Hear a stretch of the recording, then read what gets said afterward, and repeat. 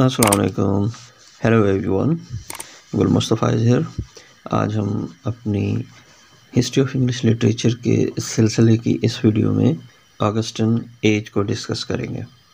The century literature भी कहा जाता है इसको, 1700 से 1798। एज ऑफ सेंसिबिलिटी भी कहा जाता है, एज ऑफ इनलाइटमेंट भी कहते हैं, न्यू क्लासिकल एज भी कहते हैं, ट्रांजिशन एज भी कहते हैं, और इसको एज ऑफ ट्रेजन भी कहा जाता है। लेकिन इसका जो सबसे ज़्यादा मशहूर नाम है वो एज ऑफ ऑगस्टिन है। इस दौर में रोमांटिक मूवमेंट की बुनियाद शुरू हुई थी। जेम्स दोम को उसकी बेटी मैरी और दामाद विलियम की मदद से तख्त से हटा दिया गया। ग्लोरियस रेवोल्यूशन हुई जिसमें खून का एक कतरा भी नहीं बहा। मैरी और विलियम की क्योंकि कोई औलाद नहीं थी, 1694 में मैरी की डेथ हो जाती है और 1702 में विलियम भी इस दुनिया से गुजर जाता है। उस वक्त जेम्स दोम की एक बेटी थी, एन नाम की। उन्होंने 1702 से 1714 तक तख्त को संभाला। उसी के दौर से ऑगस्टाइन एज शुरू हो जाती है। अब इस मकाम पर पहले हम ज़रा रुककर इंग्लैंड की तारीख पर एक नज़र डाल लेते हैं ताकि हमें बार बार इसको देखना ना पड़े। 1727 में जॉर्ज अव्वल बादशाह रहा, जो इनका कज़न था और उसे इंग्लिश भी नहीं आती थी। 1727 में जॉर्ज अव्वल का बेटा जॉर्ज दोम बादशाह बना, जो 1760 तक जारी रहा। इसके बाद जॉर्ज स्वयं और ऐसे ही बाकी जो हैं वो चलते रहे। द फर्स्ट हाफ 1700 से 1750 is called Augustine age. New classical भी कहते हैं उसको, द एज ऑफ पोप भी कहते हैं। English writers of this period imitated the classical Roman writers who were writing during the reign of King Augustus. Copy किया गया किंग ऑगस्टस के दौर में रोमन राइटर्स को। द सेकेंड हाफ 1750 से 1798 जो है उसको ट्रांजिशन एज कहा जाता है या प्री रोमांटिक एज कहा जाता है। This period was affected by the French revolution, American revolution and the industrial revolution.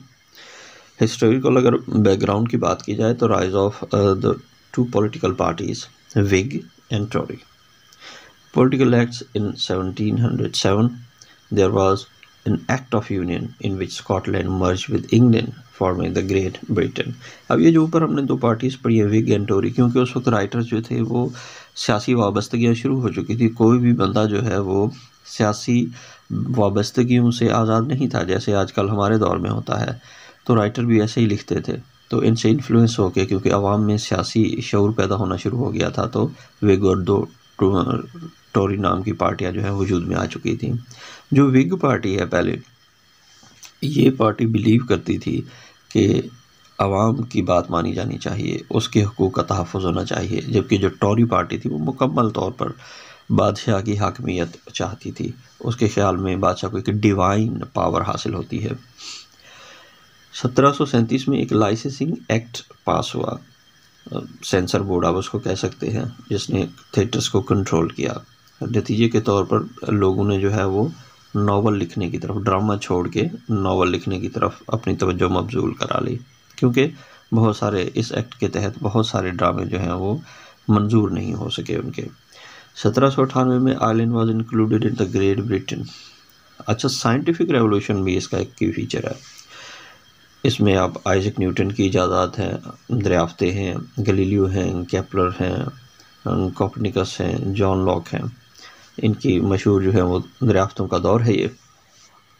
अच्छा, इसमें हालांकि ये मलका एलिज़ाबेथ के दौर से, एलिज़ाबेथन एज के दौर से जो है साइंस में थोड़ा सा काम होना शुरू हो गया था, लेकिन ये इसको आप इस दौर को सेंटर स्टेज कह सकते हैं साइंटिफिक रेवोल्यूशन की। चेंज ऑफ रेवोल्यूशन, रिलीजियस जो व्यूज़ है इसमें मजहबी ख्यालात में कुछ तब्दीली पैदा होना शुरू हो गई। यानी ये जो माना जाता था कि सूरज ज़मीन के गिर्द घूमती है या ज़मीन सूरज के गिर्द घूमती है। Copernicus revealed that sun is in the centre of universe. This made people challenge the views and authority of the church. जबकि चर्च क्योंकि इसके उलट मानता था, जैसे आप जानते हैं, people stop believing in magic and supernatural forces due to discoveries of law nature by Newton. People believed in deism. God does not interfere in the matters of human beings. People started believing God is watcher, not a doer. मतलब ये हो गया कि हर बात में जो है super natural ताकतें हो गई, जादू हो गया, इन चीज़ों पर बिलीव कम होना शुरू हो गया था क्योंकि साइंस में पेशरफ ज़्यादा होना शुरू हो चुकी थी। लिटरेरी फीचर्स क्या हैं जी इस दौर के? Prose flourished. It was the age of prose and reason. Rise of novels. It was the result of the Licensing Act of 1737. Political writing became very popular. Clubs and coffee houses. Political clubs and coffee houses started. They became a great part of social life. Famous political clubs, Scribner's Club और Kit Kat Club जो उस दौर के बहुत ही मशहूर clubs हैं। Periodical writing start होना शुरू हो गई थी, यानी journals like Examiner, Tatler, Spectator, Guardian and Rambler became popular. Magazines का दौर शुरू हो गया। They were run by prose writers such as Jonathan Swift, Richard Steele, Joseph Harrison and Samuel Johnson. Satire बहुत ज़्यादा लिखा गया। Writers wrote satires to attack human voices and follies. Dunciad by Alexander Pope, the Modest Proposal by Jonathan Swift, बहुत ही मशहूर दो satire हैं उस दौर के। Dictionary, Samuel Johnson publish the dictionary of English language in 1755। और ये भी याद रखने की बात है कि ऑक्सफोर्ड डिक्शनरी के आने से पहले इसी को ही अहमियत हासिल थी। ऑगस्टन एज जो है 1700 से 1750, इसमें अलेक्जेंडर पोप जो है इसका दौर कहा जाता है। कैसे? यानी अलेक्जेंडर पोप उस एज का सबसे बड़ा शायर था। उसने हॉरिस और वर्जिल जैसे बड़े शोरा को कॉपी किया था और उनके काम को इंग्लिश में कॉपी किया। हॉरिस और वर्जिल के दौर में, क्योंकि जिस तरह हम पहले हमने बात की कि ऑगस्ट बादशाह था 27 से लेकर 14 BC तक, तो अलेक्जेंडर ने उन शोरा को कॉपी किया, तो इस एज को ऑगस्टन एज कहा जाता है। इसी एज को न्यू क्लासिकल एज भी कहा जाता है क्योंकि क्लासिकल वर्क को कॉपी किया गया। इस एज के सबसे जो सब शोरा जो हैं, तकरीबन ऑल पोइट्स जो हैं, वो सारे जो हैं वो सटायर्स लिखते थे। इसी एज में नावल जैसी चीज़ की भी शुरुआत हुई, जैसे रॉबिन क्रूसो और गलीवर ट्रेवल्स। इस एज के मशहूर राइटर जोनाथन स्विफ्ट थे। जोनाथन ने अपने दो मशहूर वर्क्स में से the Battle of the books, John Dryden पर उसने सटायर किया था। उस वक्त एक नौजवान अलेक्जेंडर पोप का काम भी सामने आया। पहले हम मेजर राइटर्स को देख लेते हैं, फिर इनको जो है वो तरतीब से डिस्कस करेंगे। अलेक्जेंडर पोप पहले मशहूर शायर उस दौर के, जिसके नाम पे एज भी है, the most important poet of this age. He wrote many of this work in heroic couplet. ये सामने उनके नाम लिखे हुए हैं, इनको देख लें कि ये इसका बुनियादी जो काम है, the Rape of the Lock हो गया, द डंकी एयर हो गया, एपिस्टल टू डॉक्टर ब्रेथरॉन, an essay on criticism and essay on man. दूसरे बहुत मशहूर पोइट जो हैं वो जोनाथन स्विफ्ट है। Great prose writer, an English satirist, the Battle of the Books, the Tale of a Tub, Gulliver's Travels, the Modest Proposal उनकी मशहूर काम है। Daniel Defoe wrote both fiction and political pamphlets. The Shortest Way with Dissenters, Robinson Crusoe, Moll Flanders और Roxana इनका मशहूर काम है। Samuel Johnson आते हैं जिसके बाद। This age is also called the age of Johnson. Age of Johnson भी कहा जाता है। लंदन इनका मशहूर काम है। द वैनिटी ऑफ ह्यूमन हो गया, wishes, Rasselas dictionary of the English language हो गई, the lives of the poet हो गया। सैमुअल रिचर्डसन आते हैं 5वें नंबर पे। नॉवलिस्ट है, known for his novel Pamela अपने नाम से मशहूर हुए, इसके बारे में हम बाद में भी देखते हैं। हेनरी फील्डिंग नॉवलिस्ट है। His notable works are Tom Jones, Joseph Andrews and Amelia. Oliver Goldsmith है, ट्रांसलेशनल पोइट है, known for his works for travel and deserted village. He also wrote a famous play, She Stoops to Conquer. 8वें नंबर पे आते हैं जी Thomas Gray, a translational poet है। Most notable work is Elegy Written in Country Churchyard. 9th पे आते हैं William Blake, pre-romantic poet who paved the way of romantic poets. Songs of Innocence, Songs of Experience, Marriage of Heaven and Hell, Vision of Daughters of Albion, Milton, Up Women, 2 books, Allegories of Innocence, ये उनके मशहूर काम हो गए। अब हम बात करते हैं ज़रा जोनाथन की।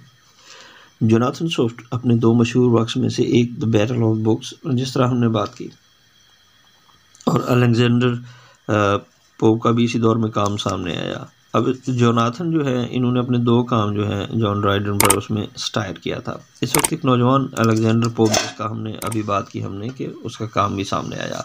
1711 में उन्होंने जो है 1711 में अपना खूबसूरत काम लिखा, एसे ऑन क्रिटिसिज्म। ये काम पोप का मास्टरपीस समझा जाता है। इसके बाद 1712 में Pope the Rape of the Lock उनका एक बहुत मशहूर हुआ एपिक काम है। इसके बाद पोप ने लातीनी वर्ड्स को इंग्लिश में कॉपी करना स्टार्ट कर दिया। होमर की ओडिसी पर इन्होंने, इलियड पर इन्होंने 5 साल उसको ट्रांसलेट किया, उस पर काम किया और फिर ओडिसी पर काम शुरू किया। यानी पहले इलियड पे काम किया और उसके बाद ओडिसी पे काम शुरू किया। इन 2 कामों ने पोप को इतना खुशहाल कर दिया कि उसने एक विला ख़रीद लिया जिसको पोप विला का नाम दिया गया। ये पोप का वो दौर था कि कोई भी लिटरेरी तनकीद निगार अगर पोप पर तनकीद करने की जुर्रत करता तो पोप हाथ धो के उसके पीछे पड़ जाता था। इसके बाद डैनियल डेफो ने नावल पे अपने तजुर्बात करना शुरू किए। 1719 में उसने रॉबिन क्रूसो लिखा। बहुत से लोगों ने इस नावल को इंग्लिश की पहली नावल माना है। 1726 में जोनाथन स्विफ्ट ने भी एक नावल लिखा, गॉलिवर्स ट्रेवल्स। 1740 से 1749 तक नावल लिखने वालों की तादाद में इजाफा हो गया। उस वक्त एक राइटर थे सैमुअल रिचर्डसन। सैमुअल रिचर्डसन जो है, उन्होंने अपना नावल लिखा पैमिला एंड क्लैरिसा। इस नावल को पढ़कर हेनरी फील्डिंग, जिन्होंने बाद में ख़ुद नावल लिखे, वो जो है ऑफेंसिव हो गए थे कि इस नावल में सब सच नहीं है। उसके जवाब में हेनरी ने अपना नावल लिखा। उनका मशहूर जो नावल है Joseph Andrews, the history of Tom Jones the foundling. Pamela में एक कैरेक्टर था जोसेफ एंड्रियोस, इस पर पूरा उन्होंने एक नावल लिख मारा। हेनरी, इसके बाद सैमुअल ने एक और नावल लिखा क्लैरिसा। इसके बाद फिर जवाब में हेनरी ने नावल लिखा जिसका नाम था टॉम जॉन्स। 1749 में ये नावल बहुत मशहूर हुआ। इस एज में इंग्लिश एसेज भी बहुत मशहूर हुए। जोसेफ एडिसन और रिचर्ड स्टील, इन दोनों ने प्रोज और इंग्लिश राइटिंग को बहुत पॉपुलर किया। 1737 में एक लाइसेंस, हमने बात की है कि लाइसेंसिंग एक्ट आया था, जिसकी वजह से हेनरी जो पहले प्लेज लिखता था उसके कई प्लेज रिजेक्ट हुए, तो उसने फिर प्रोज और स्टैट पे लिखना काम शुरू कर दिया। उन्होंने अपना एक नावल लिखा जोसेफ एंड्रियोस और टॉम एंड जॉन, जो बहुत मशहूर हुआ। इस दौर में कुतुब को छापना भी बहुत चीप हो चुका था, आसान था, सस्ता था, जिसकी वजह से लोग किताबें ज़्यादा ख़रीदते थे, लिटरेट ज़्यादा होते थे। 1744 में पोप की डेथ हो गई और उसके कुछ सालों बाद जोनाथन की भी डेथ हो गई। तो इस तरह हम कह सकते हैं कि 1750 के बाद, यानी इन दोनों की मौत के बाद, ऑगस्टन एज को ख़त्म माना जाता है, ख़त्म समझी जाती है। इसके बाद शुरू होती है एज ऑफ सेंसिबिलिटी, 1750 से 1798 तक। इस एज में सैमुअल जॉनसन को अपने शायर, राइटर, तनकीद निगार, बहुत सी खसूसियात थी उसकी वजह से डॉक्टर जॉनसन के नाम से भी पुकारा जाता है। ये इंग्लिश हिस्ट्री में बहुत मोअज़्ज़ज़ फ़र्द समझे जाते हैं। सैमुअल जॉनसन ही इंग्लिश हिस्ट्री में पहली डिक्शनरी लेके आए। जब तक ऑक्सफोर्ड डिक्शनरी नहीं आई, सैमुअल की dictionary of the English language को ही पढ़ा जाता था। मशहूर थी इनकी डिक्शनरी। सैमुअल ने अपने वक्त में 3 आयरिश राइटर्स को उभरते हुए देखा। उनमें ओलिवर, रिचर्ड और लॉरेंस शामिल हैं। ओलिवर ने नावल भी लिखे और प्लेज भी। रिचर्ड ने द राइवल और द स्कूल स्कैंडल के नाम के 2 प्लेज लिखे। ओलिवर और रिचर्ड दोनों कॉमेडियन थे। ये दोनों जो हैं वो रेस्टोरेशन कॉमेडी को पसंद करते थे, उससे बहुत मुतासिर थे। लॉरेंस ने उस वक्त एक अहम नावल लिखा, ट्रिस्टन शैंडी। ये पार्ट्स में शाये हुआ, पब्लिश हुआ। ये नावल नेट के लिए बहुत ज़रूरी है। इस एज में थॉमस ग्रे ने अपनी पोइम जो है elegy return in the country church yard भी लिखी। अभी हमने डिस्कस किया जिसको। कुछ ऐसी पोइम्स भी लिखी गई हैं इस एज में जिनके आने से रोमांटिसिज्म की शुरुआत हुई। इस एज में पहली गॉथिक नावल भी लिखी गई जिसका नाम था कासल ऑफ एंट्राटिव। इस एज में यानी 1764 में ओलिवर की एक नावल विकर ऑफ विकफील्ड भी लिखी गई। ये वो वक्त था जब एक बहुत बड़ा शायर पैदा हुआ, विलियम वर्ड्सवर्थ। यानी ये विलियम वर्ड्सवर्थ का भी दौर आ गया। अब इसी दौर में अमेरिकन और फ्रेंच इनकलाब हमने डिस्कस किया आया। अमेरिका आज़ाद हुआ, इंडस्ट्रियल इनकलाब भी यूँ समझे कि आने ही वाला था। 1784 में सैमुअल जॉनसन की डेथ हो गई। 1792 में पीबी शेले भी पैदा हुआ। पीबी शेले के पैदा होने से यूँ समझें कि उस वक्त रोमांटिक शोरा पैदा हो रहे थे। 1795 में विलियम वर्ड्सवर्थ की मुलाकात होती है एस.टी. कॉलरिज के साथ। अब एस.टी. कॉलरिज जो है उनकी बहन डॉर्थी उससे भी मिलता है, विलियम से भी मिलता है।